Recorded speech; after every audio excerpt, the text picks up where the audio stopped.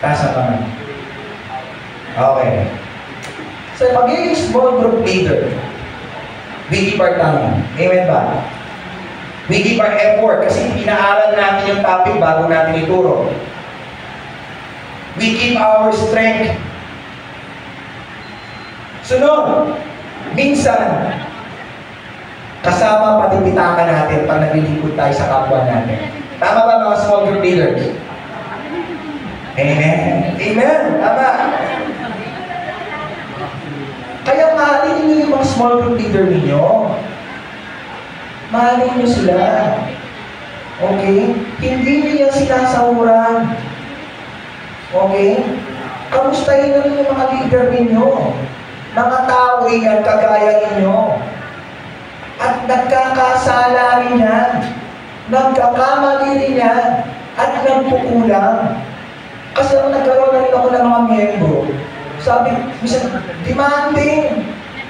Tapos, may komento pa sa akin. Okay naman yung comments. Tinatanggap ko naman yun. Okay? Para yun sa akin parang lumago. Pero sa isip-isip ko, sino ba kayo? Hindi ko nga kayo kamag-anak eh. Wala nga kayo naiambak para makapagtapos ako ng pag-aaral. May problema rin ako. Pero dahil mahal ko ang Diyos, minamahal ko kayo. Tama ba? Kaya mahalin niyo yung small group leader ninyo. Ipanalangin ninyo.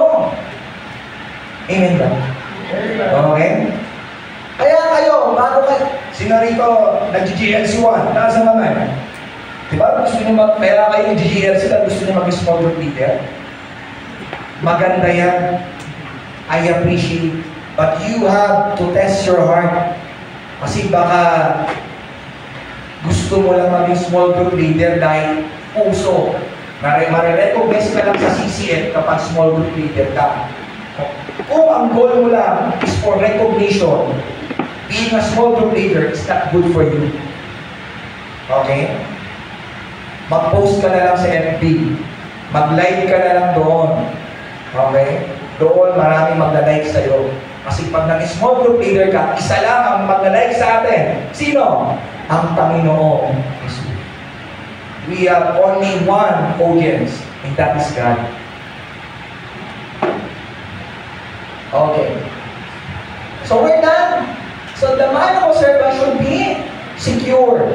Dapat secure ang isip mo. Secure siya sa mga maling perspective. Secure siya sa insecurities. Secure siya sa kayabangan. You should have the proper mind as a servant of God. Okay, next. The heart of a servant. Okay? Pakibasa mo, sabay-sabay go. The servant. Okay. Paano tayo maglilingkod? Wholeheartedly. Because the heart of a servant should be loving. Ang goal mo, kaya ka naglilingkod, una sa dahil mahal mo ang Diyos. Dahil sa sobrang pagmamahal mo sa Kanya, nasa langit siya, at yung mga tao ang nasa lupa, sila yung nakakasalamuha mo, sila ang naging beneficiary ng pagmamahal mo sa Diyos. Kaya kung naglilingkod ka at hindi mo mahal ang Diyos, you just want recognition, hindi ka tatagal sa kaharian ng Diyos. Konting komento lang sa'yo, tampo ka na. Okay? Halimbawa, I believe ang ushers natin lahat magagaling, mababait, maka-Diyos. Pero halimbawa, usher, no? Sis, bakit? Hindi mo na, ano yun? Siyempre, kung hindi tama yung puso mo, volunteer na kaadam ako, sisitayin pa ako, sinasawalan pa nila ako dito. Okay? Nai-gets niyo ako? O kaya, ano ka, sa live broad ka? Okay? Bro, medyo ano yata, mali yung PowerPoint, mali yung ano, yung spelling, mali yata yung time mo. Ikaw kaya mag-type dito.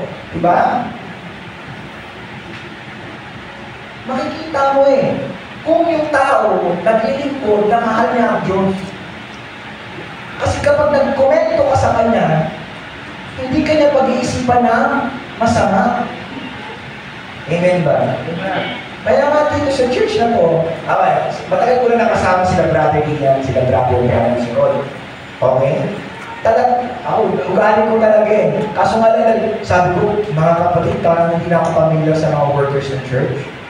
Hindi ko na kilala yung iba. Kaya pag may komento ako, sinasabi ko na lang sa mga leaders. Kasi baka ma-offend, kasi hindi ako pamilya sa kanila. Kasi dati talaga, bakit mahalo to? Ganun talaga, ugali ko na yun. Okay? At ginagawa ko yun, hindi dahil masama ang tingin ko sa'yo, hindi ako kasi iniisip ko yung buong karya ng Diyos. Gusto ko with excellence.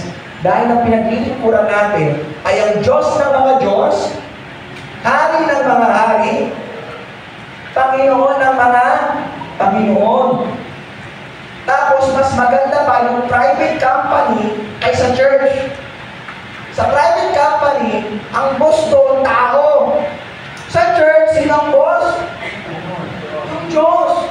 Tapos, ayaw natin maging excellent. Konting komento, criticism, tampo. Bossing naman ito. Hindi proper yung heart.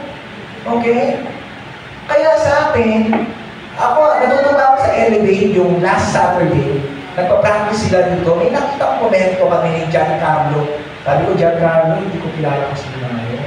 Ikaw na lang siguro na kayo. Lumapit si Giancarlo. Naging maayos. Alam mo, sinabi ng Elevate kay Giancarlo, salamat kuya. Sabi ko, amen. Ito yung mga future leaders ng church. Marunong magpasalamat kapag kinokorek sila. Hindi sila nakatampurot. Amen ba? Amen. Bakit kanila tampurot ka? Katabi mo.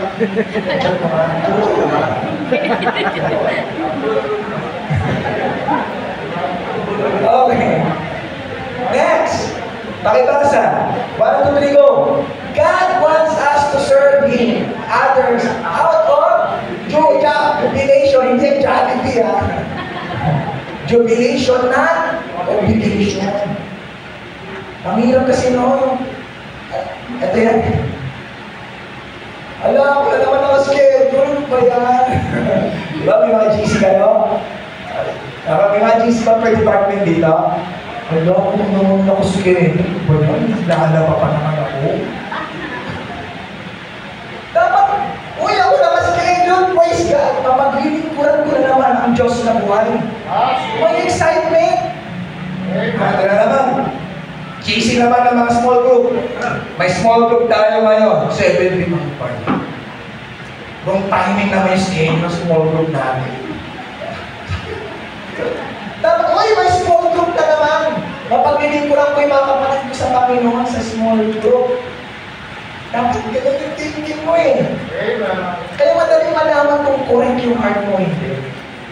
Madali mong sukatin. Kung baka maliit na.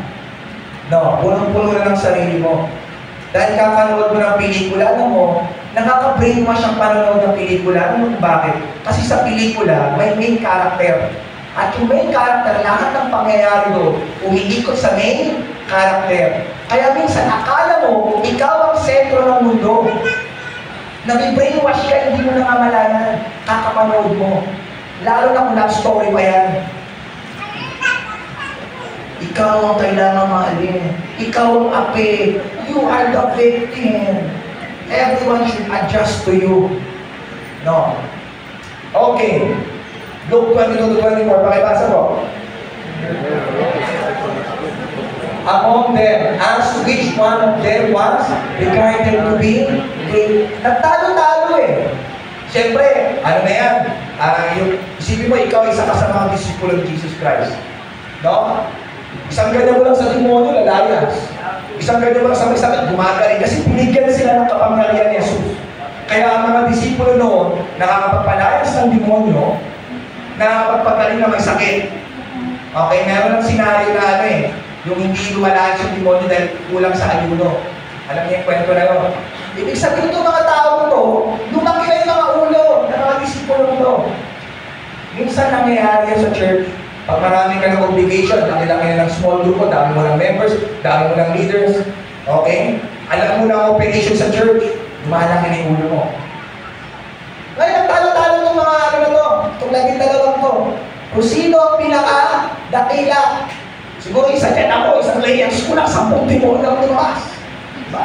Ako na layers ko, cancer, gumaling, lumipat sa kabila. Tawa-tawa mo lang kayo. Okay? Siguro gagaling na nila. Kaya nagtatalo-talo na sila. Sino ang pinakadakila? Alam mo, nakikita mo talaga, ibang-iba talaga kaisipan ng tao sa kaisipan ng Diyos. Let's read this.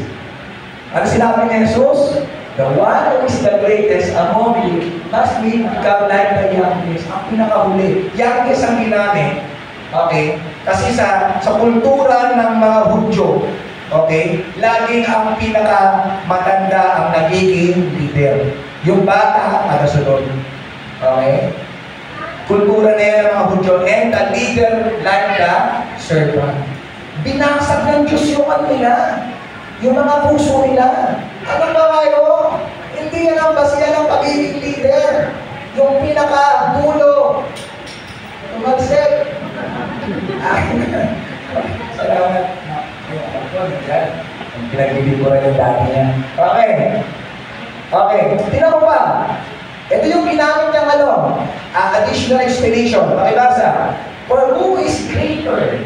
The one who reclines at the table of the one who serves?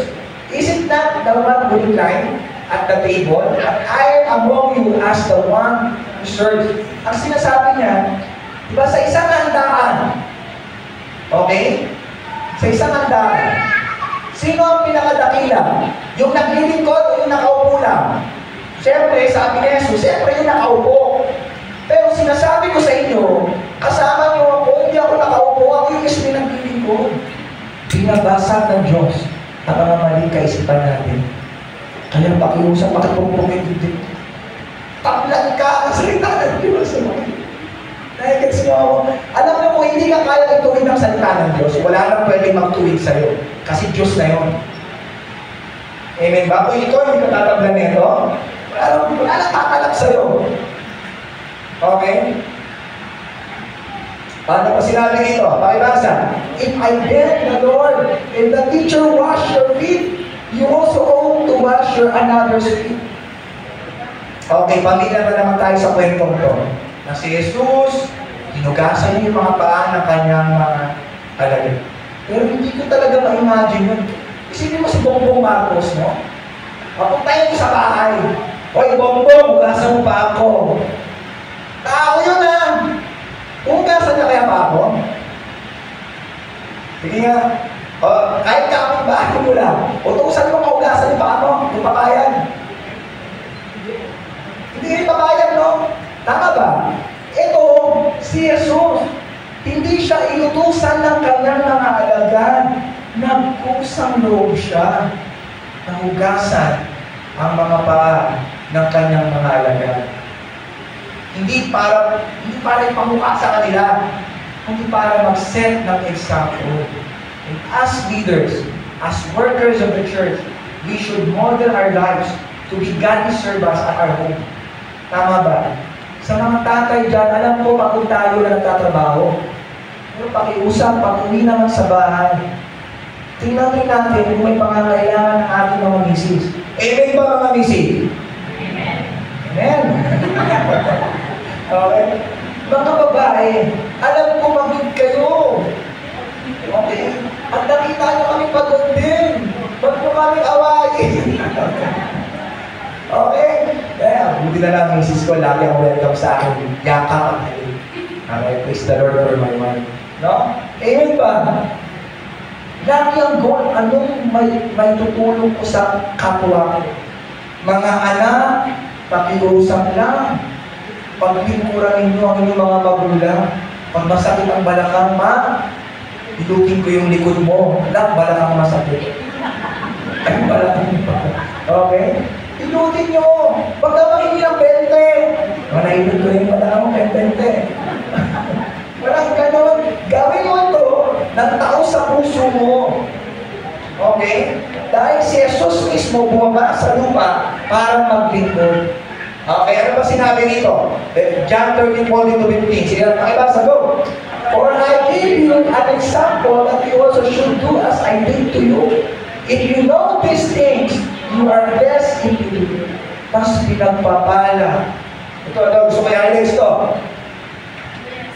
Mas pinagpapala ang naglilingkod. Karamihan na nakaupo at tamad. Okay? Ano ba nangyayari? Nagkakasakit. Ako nga, lumaki yung tiyan ko, kakaupo ko lang. Kaupo lang ako yun ha, lumaki yung tiyan ko. Pero yung lagi kong gumagalaw, kung yung kilos, kung napapawisan. Aba, lagi nakakasingaw, lumalabas lagi ang toxic sa katawan. Kaya ang paglilingkod ay magiging healthy ka rin. Amen ba? Gusto na maging healthy? Maglingkod ka sa Diyos. Kasi may katwiran ng Diyos, bigyan ka ng kalusugan at kalakasan dahil naglilingkod ka sa Kanya. Pero kung hindi ka naglilingkod sa Kanya, ba't ka nagbibigyan ng lakas? Ang talin mo. Sinisira niya lang ang buhay niya. Sakit na lang para lumapit sa akin. Sakit na malapit sa akin. Nagdadasal na. Diba? Ano gusto nyo? Kalusugan na sakit. Ba? Problema o pagpapala? Okay, correction na. Hindi ang Diyos na nagbibigay ng sakit at pagpapala at ang karamdaman. Pinapahintulutan niya ang Diablo. Okay ha? Pinaparin ko lang. Okay?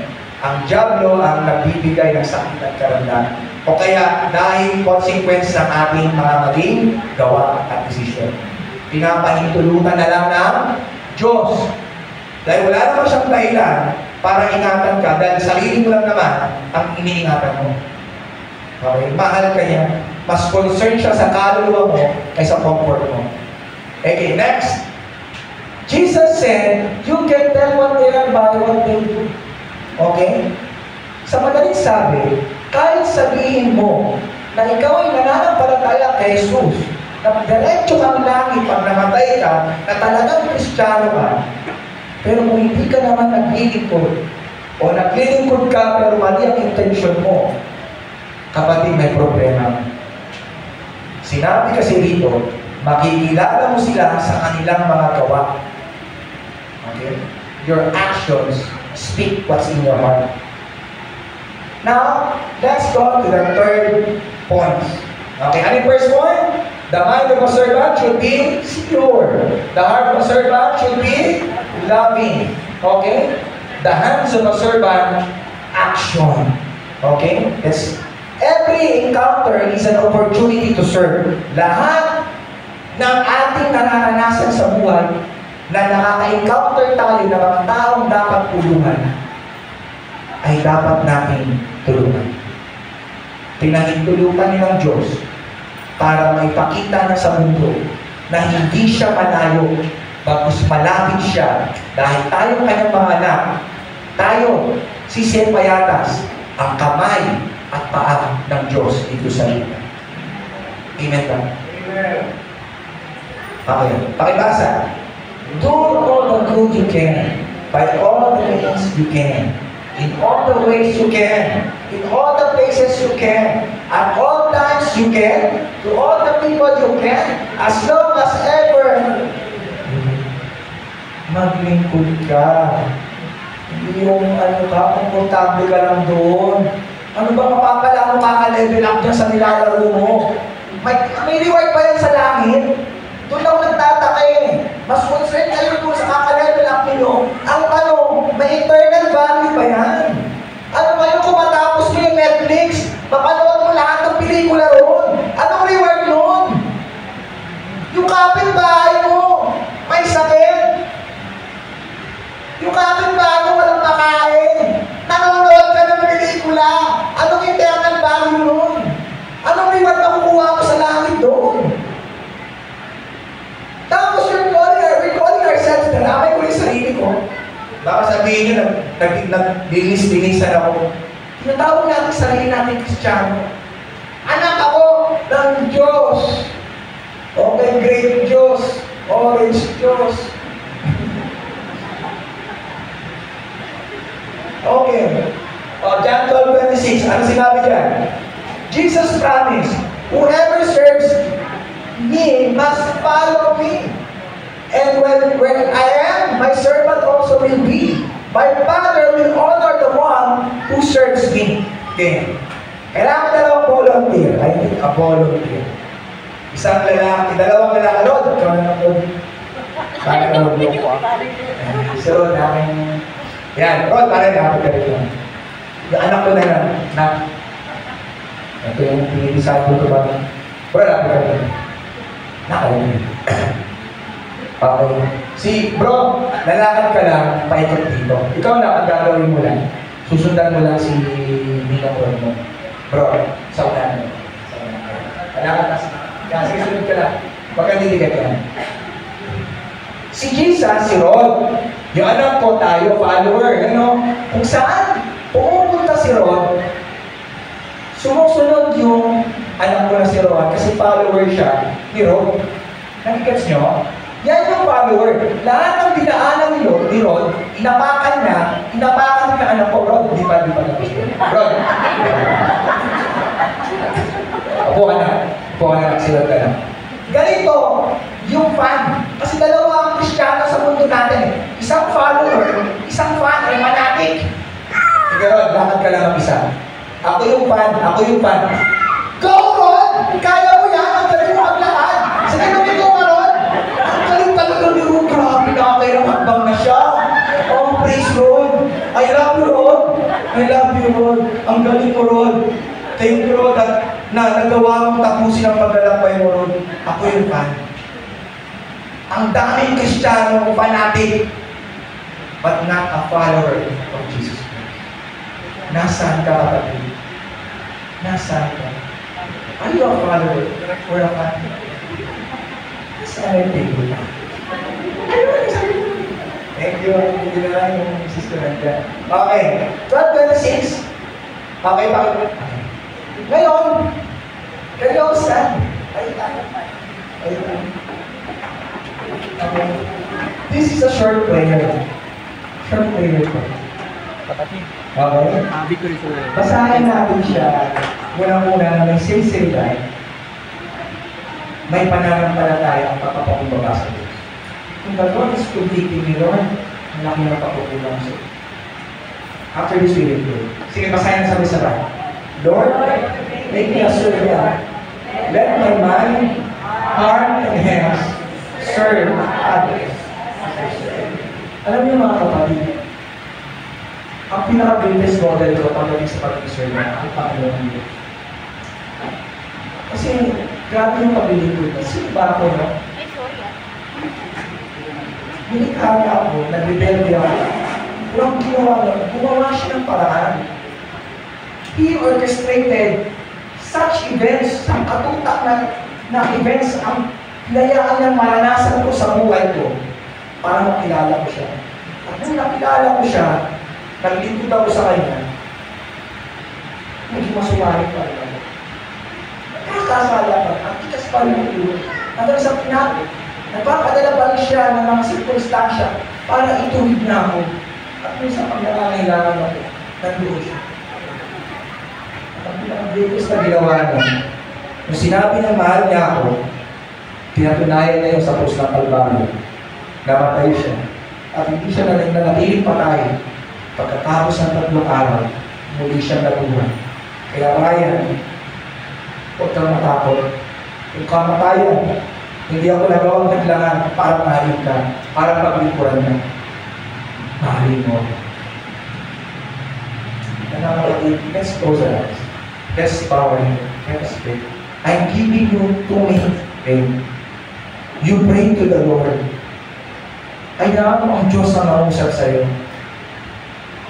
Gawin mo panalangin itong nabasa mo na ito bilang kayo mo. Kung kailangan mo humingi ng tawag nito. Sige, let's pray. For 2 minutes, let's pray.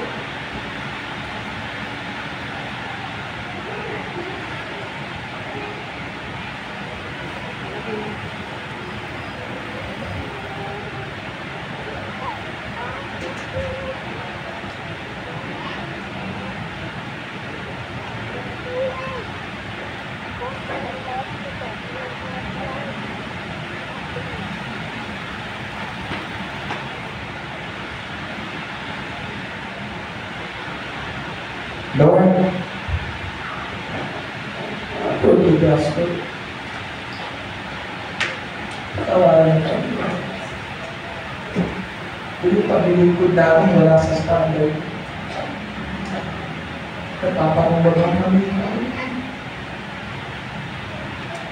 Pagkakalin mo kami. Sa risky niya, minsan naglilingkod kami, hindi namin nagagawa yung Diyos namin. Minsan pa, nalaman nila. Na parang mga pinaglilingkod namin, ang tao lang. Panginoon matawarin nila. Kung minsan kami na mali yung intensyon ng paglilingkod namin. Patawarin mo kami, yung pamilya namin na dapat talaga namin pinaglilingkod. Hindi namin pinaglilingkod na magaling kami sa church. Pero pagdating sa pamilya namin, na dapat na nakakaraan sa buhay namin paglilingkod, hindi namin nagagaling. Patawarin mo kami. Narito kami ngayon, isang iglesia, isang simbahan, mga anak ninyo, Panginoon, na nagpapakulog na sa iyong harap. Pagulog niyo kami, Panginoon. Bigyan niyo kami kagaya ng puso niyo na marunong naman, marunong naman, marunong magpakulog. Tulungan mo kami, maging kagaya niyo sa lahat ng bagay niyo. At makita, Panginoon, ang kalwalhatian niyo sa buhay namin. Na mag-uwi kami, Panginoon, bitbit ang kagalakan na alam namin, pinatawad niyo kami, binago niyo kami, at gagamitin niyo kami para sa kalalamunan niyo. Maraming salamat, Panginoon.